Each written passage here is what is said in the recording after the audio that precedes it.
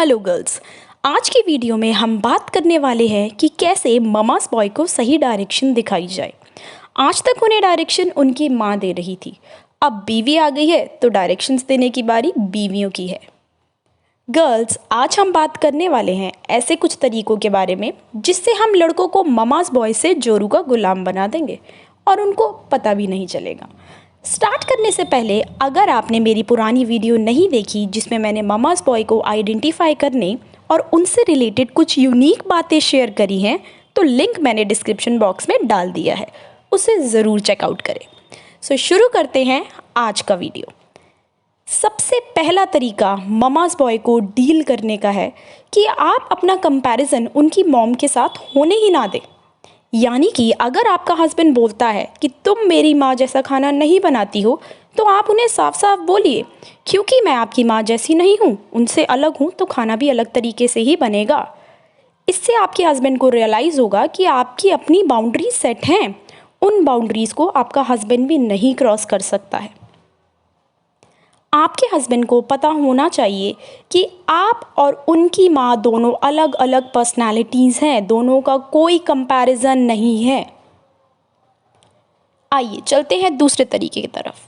दूसरा तरीका अपने हस्बैंड के पीछे भागना या उनकी अटेंशन के लिए सब कुछ छोड़ देना, सिर्फ अपने हस्बैंड की चीज़ें करना, हस्बैंड को जो पसंद है वो करना, ये सब करना आपको छोड़ना होगा।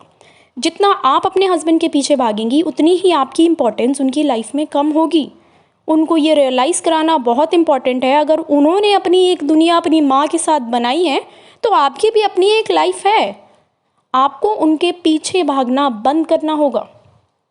हस्बैंड को ऐसा लगना चाहिए कि आपको कोई फ़र्क नहीं पड़ रहा है, चाहे अंदर से आपको जितना ही बुरा लग रहा हो, जितनी ही आपको कोई फीलिंग आ रही हो कि अरे मेरा हस्बैंड मुझे इंपॉर्टेंस नहीं दे रहा, आपको उनके सामने शो नहीं करना है।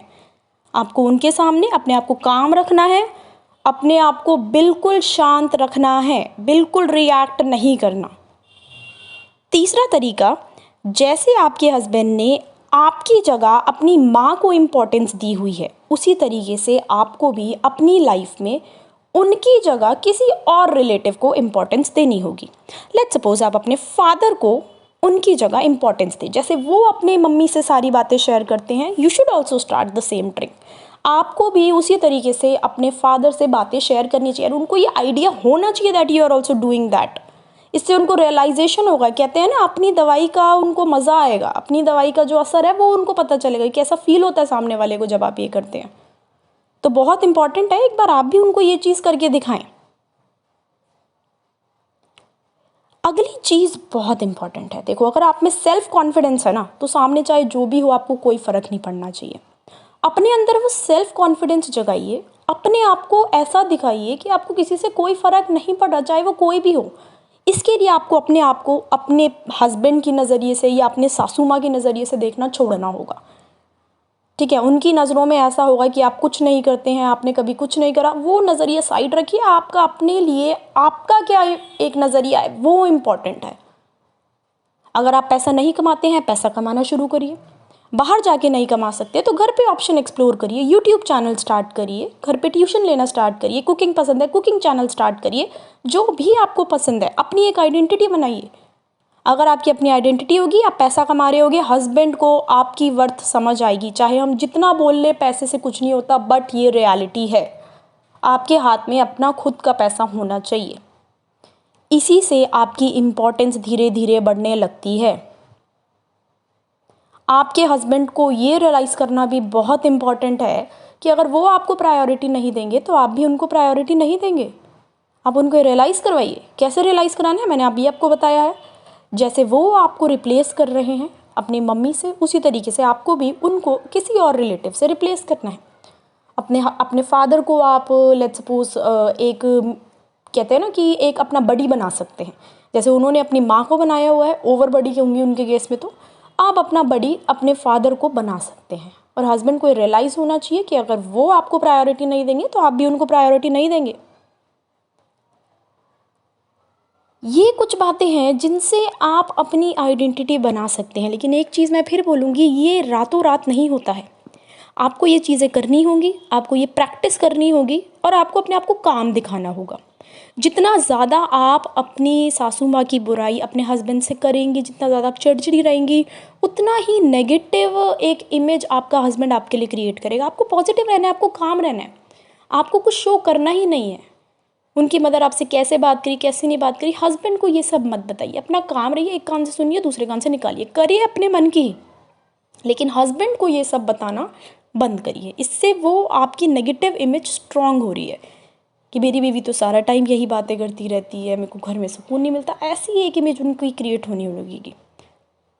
आप उनके लिए एक पीस का सेक्शन बनिए, ठीक है, लेकिन वो पीस का सेक्शन बनते बनते आपको अपना पीस भी ख़राब नहीं करना है। एक पॉइंट पे अगर आपको लगता है कि आपका हस्बैंड आपकी वो बिल्कुल इंपॉर्टेंस नहीं दे रहा है, उनको इन सब तरीक़ों से भी फ़र्क नहीं पड़ रहा है, तो you better think about your self. आप अपनी ज़िंदगी जीना शुरू करिए। आई गारंटी यू कि एक टाइम ज़रूर ऐसा आएगा जब उनको रियलाइज़ होगा कि अरे मेरी बीवी को तो कोई असर ही नहीं पड़ रहा है, मेरी बीवी को तो कोई फ़र्क ही नहीं पड़ रहा। रिवर्स साइकोलॉजी शुरू हो जाएगी।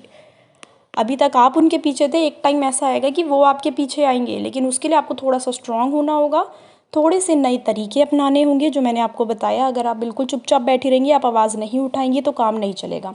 उनकी मदर को क्लियर होना चाहिए कि आपकी अपनी बाउंड्रीज़ हैं, आपके हस्बैंड को भी क्लियर होना चाहिए कि आपकी बाउंड्रीज़ हैं। No one can cross that boundary line. Okay, एक लास्ट और सबसे इम्पॉर्टेंट चीज़, हमेशा अपने हस्बैंड के लिए अवेलेबल रहना छोड़िए। अगर आप हमेशा अवेलेबल रहेंगे तो वो आपकी इम्पोर्टेंस नहीं समझेंगे।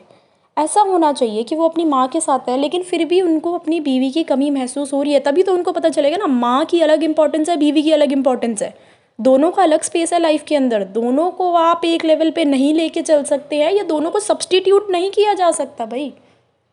उसके लिए आपको थोड़ा सा अपने आप को काम रख के अपनी अवेलेबिलिटी उनके लिए थोड़ी कम करनी होगी। हर time you can't be available for such person who is not giving you value at all. अब जब सीधी उंगली से घी नहीं निकल रहा है तो उंगली टेढ़ी करनी पड़ेगी। इन ट्रिक्स को फॉलो करिए। 1 महीना नहीं, 2 महीने नहीं, 3 महीने नहीं, कुछ टाइम आप इसको फॉलो करिए। श्योरली अगर आप सही ढंग से इसको फॉलो करते हैं, अगर आप बिल्कुल अपने आप को काम रखते हैं, अपनी लाइफ में मस्त रहते हैं, अपनी लाइफ में ग्रो करते हैं, ठीक है, जॉब नहीं कर रहे तो जॉब करना शुरू करिए, अपनी इंपॉर्टेंस बना के रखते हैं, अपनी सेल्फ वर्थ बना के रखते हैं, मेकअप करिए, आपको जो पसंद है वो करिए, अपने आप आपके हस्बैंड को रियलाइज़ होगा। और धीरे धीरे, एंड येस ऑफ कोर्स, चिढ़ना चिड़चिड़ाना ये सब बंद कर दीजिए। ओके गर्ल्स, मिलते हैं नेक्स्ट वीडियो में। थैंक यू, धन्यवाद।